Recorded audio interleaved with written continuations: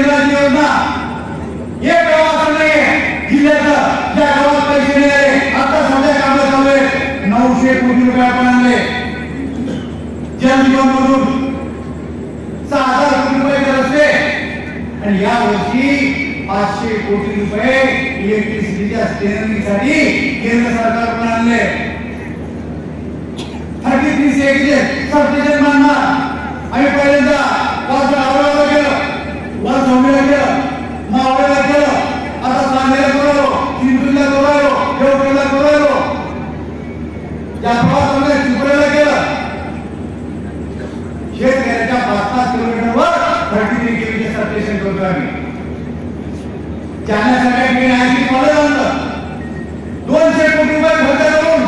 जालन्याच्या रेल्वे स्टेशनचे बांधकाम सुरू केलं 800 कोटी रुपये खर्च करून इलेक्ट्रिफिकेशन केलं जालन्यात वंदे भारत ट्रेन सुरू झाली देशात फक्त 34 रेल्वे ते जालन्यात सुरू झाली मनमाडपासून तर संभाजीनगरपर्यंत 760 कोटी रुपये रेल्वेच्या दुरुस्तीकरणामध्ये 100 कोटी रुपयाची पिटलाईन केली सगळ्यात जास्त पाणी आपल्या जिल्ह्यात आणलं गेलं जालना जिल्हा मागे नाही जालन्यासारख्या ठिकाणी 70 कोटी रुपयाच्या अंतर्गत सिमेंटचे रस्ते केले जालन्याला रिंग रोड सिमेंटचा केला 2014 नंतर जालना बदललाय पण तरी विरोधक टीका करतात माझं आपलं म्हणणं आहे की तुम्ही सगळ्यांनी राजकीय लाभाबद्दल ते तुमच्यासाठी मी काही करत नाही पण या देशाच्या प्रधानमंत्र्यांनी गरीब कल्याणाचा अजेंडा तयार केला 2014 आणि तेव्हापासून आतापर्यंत गरीब कल्याणाच्या योजना तुमच्या राबवण्यात आल्या गरीब कल्याणाच्या योजना राबवण्यात आल्या मित्र होता 2024 ला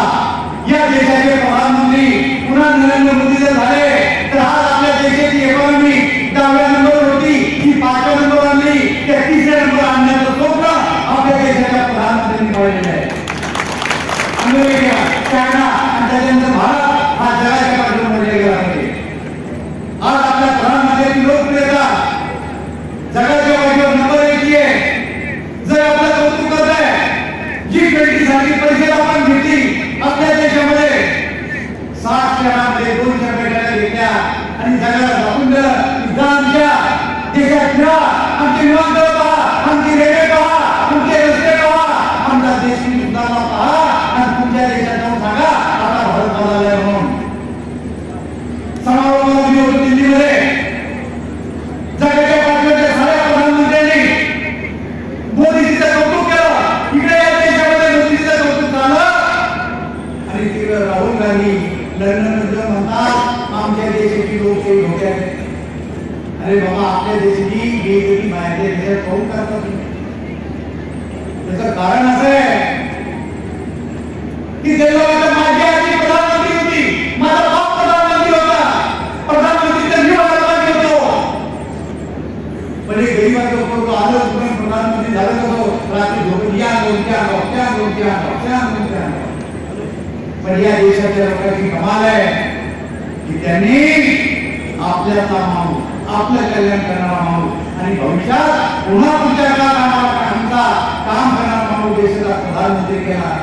आणि मित्र सांगितलं 2024 ला या देशाचे प्रधानमंत्री पुन्हा नरेंद्र मोदी होणार